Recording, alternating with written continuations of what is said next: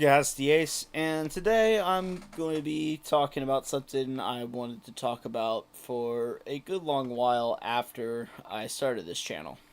And that is why I will never hate the original Huniepop game. And might as well throw in Huniepop 2 while we're at it. Why I can never hate that game, and why it has such a big impact on me. Now, I have played plenty of games, from the classic arcade games to more modern arcade games to plenty of PC games and consoles. I played plenty of games before. I have tried plenty more on top of that. There's only a couple games that have truly stuck with me throughout my life after I play them. There are three games. One is Jurassic Park 3. That arcade game I absolutely love and adore.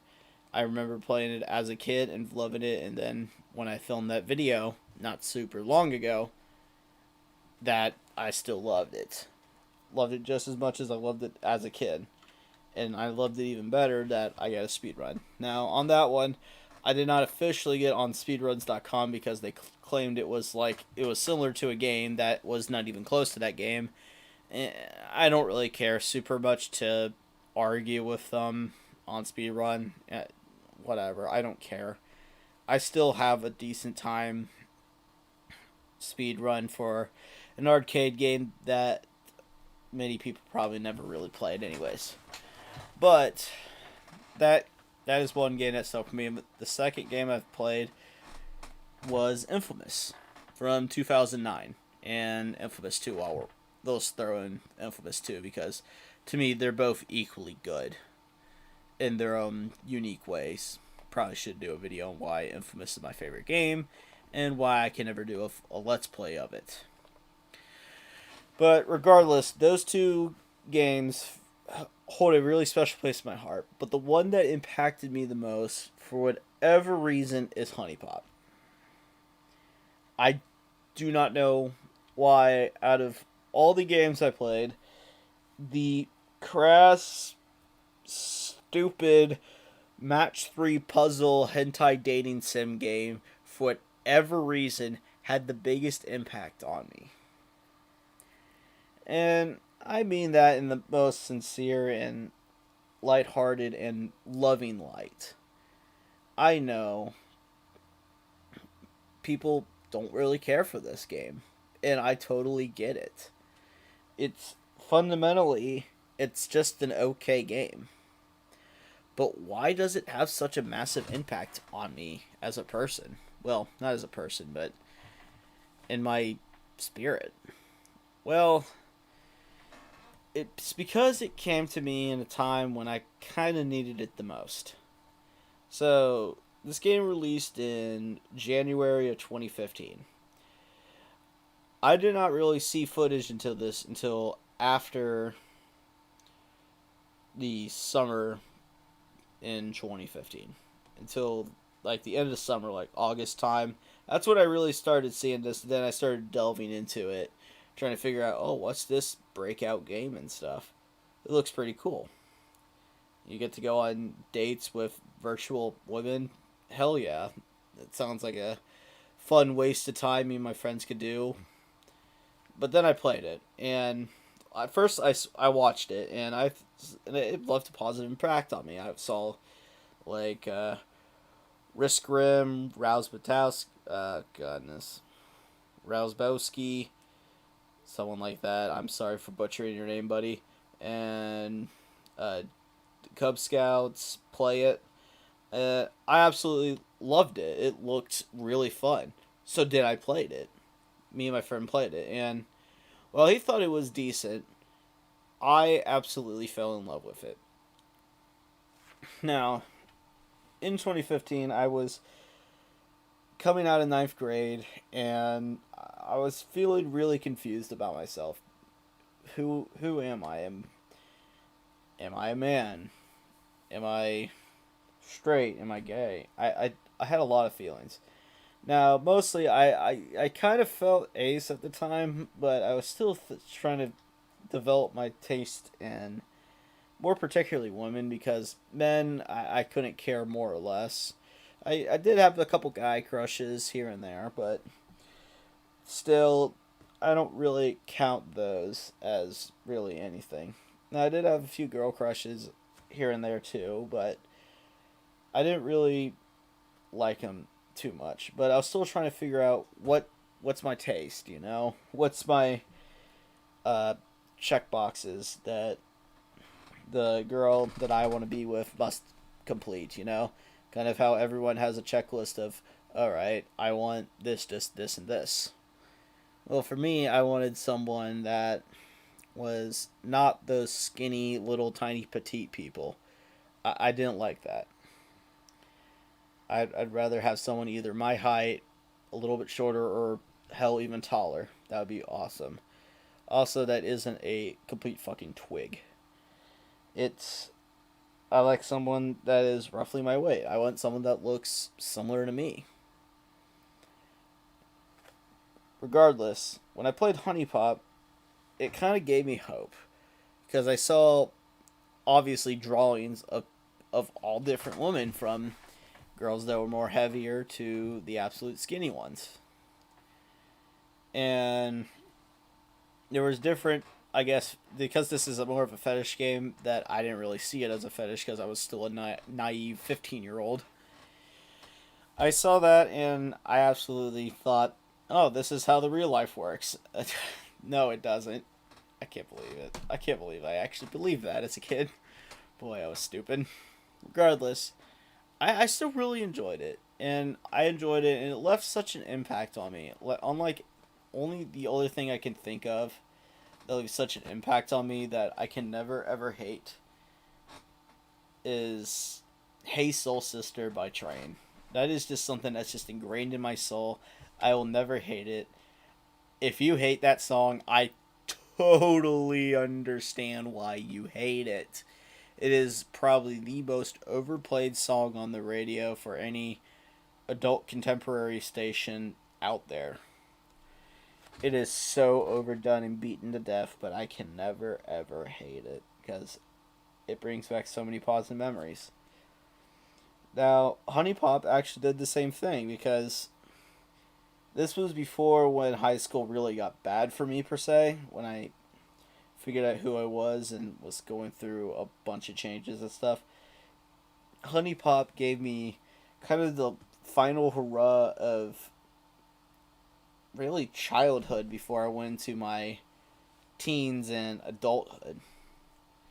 Before I really started going through puberty. However, it was already, but this is where, you know, the fun hormones kick in and you start getting more angsty and just you think you know everything, you just want to watch the world burn, everything's fucked. Yeah, I've been through that. I'm still kind of at the end, teetering throughout that, and I'm still trying to grow up out of that. But Huniepop gave me that last hurrah before I went on that voyage, and it was a great final hurrah where I could just look back, and now when I look back at it and see that, oh, like try to figure out nostalgic things from my childhood, Huniepop is like the greatest one because I was still innocent and naive before really developed, got an actual job, because I did like soccer refereeing and stuff, but those weren't real jobs because they were all under the table pay. But I finally got a real job as like a lifeguard. And that's when I needed to become an adult and stop playing with your toys all day and get to work and becoming a man. Well, before that, I played that game a lot. And that was kind of my final goodbye to childhood before I stepped out into the real world. And every time I go back and play it, which, yes, I still do despite already completing it several hundred times, I still go back occasionally to play it, and it just fills me up with that sense of just joy and wonder that this made it. This makes me happy every time I play it. And I can understand why people don't like that game. It's stupid. It's a match 3 game. It's just titties. That's all it is. It's boring. I disagree, but I will agree with you that yeah, fundamentally the game just doesn't work as a game. I We can agree to disagree. I think it works as a game. Some people will say it doesn't. We can agree and disagree on certain things, but for me, I'll never hate this game ever. Because not only is it just a match 3 puzzle game, it also has such interesting lore and characters behind it. As you talk to each girl, there is like so much passion, and it makes you wonder what happened to their lives and stuff. Like when Tiffany talks about her mother and how she absolutely hates her mom, you wondered what happened. And then you listen to Jesse saying, "Wow, I wish my daughter would ever talk to me." You wonder what the hell must have happened, what Jesse did to Tiffany, and why they became this way. Then you go in and you try to figure out the problems with Aiko, where she's probably one of the most depressing characters in the game because she's a raging alcoholic who barely keeps down a date for anyone, really. And it's just really, really sad to think about her. She's kind of in a depressing state and uses boyfriends goes through boyfriends like cheap bottles of wine just to fill the lonely nights. It's honestly just depressing. But there's so much cool lore like that behind it, and it also has one of my favorite soundtracks from any video game I've ever listened to. I actually have the official soundtrack on it and listened to it, and by the way, my favorite song is The Scenic Overlook. That is, I probably said it in a previous video, but that is my favorite song on the whole soundtrack. There's just so much good elements that has that impacted me in such a different way. I forever will love it. Huniepop 2 is a great addition. Now we get into that. Now I should answer that question. Which one do I think is better? Huniepop 2, Huniepop the original, or Huniepop 2? Overall, I would have to say Huniepop wins by a hair. Because Huniepop 2 adds so many different mechanics, but it all feels natural and it all works. And it also brings almost an entirely new cast of characters with 2 older characters thrown in to kind of show you how different things have been since the last game was played. So, also, the game mechanics, I love how they didn't just recycle the same game mechanics where you have to make a certain amount of matches. No, you have to worry about stamina, baggage, broken hearts, date gifts, and all that stuff. You have to keep constantly switching back between the two. I absolutely love that. But it also does have its downside, like the stupid fruit currency. I absolutely did not actually like that. Where I had to get certain fruits, and then because of that, they wouldn't eat or take certain things. And it wasn't clearly marked. You had to go by what token it was, and each one had different effects instead of just filling up their food bar. There was some mechanics in it that they changed completely that I didn't like, which one of them was the food and the moves and stuff. I did like talking to them, but instead of getting honey, you got moves. It felt completely backwards when I played it the first time. And then there's a little other tiny tidbit things that I really just didn't care for. Like, the only one I could think of is center mouse to get to your inventory instead of right click, but I understand why they changed that. I don't know if you go into settings and change the layout. But regardless, that's just the difference between the two, and factoring them all together, it is a great addition, but I would prefer the first game a tad more. Now, the second game is much trickier. Well, not much trickier, but it's a bit trickier. And when you nail those dates and get them down, it is an absolute magical ride to finally get those dates down and complete them. Because they are much trickier to complete, so they feel way more satisfying. However, oftentimes, especially on the higher rounds, you have to keep doing it over and over and over again, and then sometimes there's a good amount of strategy that can play, but sometimes, especially if you get hit with two really bad baggages when they conflict, it sometimes boils down to luck. But you may, I know someone will probably really disagree with me saying, no, it's all strategy, you can do this. Yes, however, when the tokens fall down and match broken hearts, there's nothing you could really do there. Or if you completed your run by managing to get a massive combo chain, that's also really based on luck. But there is a good amount of strategy that comes in with it too.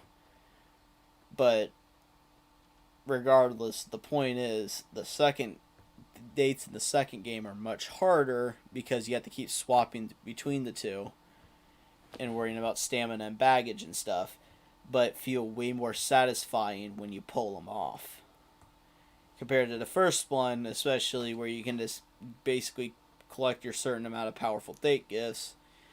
There's like multiple sets that you could use and just use them in tandem and pretty much never lose. Until you get to a point where it's so high where it's all based on luck. There's different mechanics that really complement each gameplay. And when I take everything together, I would prefer the first one only because of when it comes down to it, it's probably just the money and the store mechanics. Because in the second one, they make absolutely no sense to me. While in the first one, it's really straightforward and simple, which I prefer in a Match 3 hentai game, is it to be a bit simple. But that's my opinion on that. That's pretty much why I can never hate this game. And yes, I totally understand if you do not like this game. I totally get it. I understand, buddy. I will agree on a lot of this criticism and the saying, oh, it's just some lowbrow hentai game. I agree, it is that. But for whatever reason, this is the game that had the biggest impact on me. And that is why I can never hate this game. And the second game, for what I added. I'll throw in the second game too because they're basically on the same level of awesome. It's just the first one feels much closer to me because it came when I needed it the most. Well, not needed it the most, but it came at a time when I was the most influential and it had such a good impact on me. I'll forever love it. Anyways, guys, that'll be able to do it for this video. Remember to leave a like if you liked it and subscribe if you want to see content similar to this. See ya.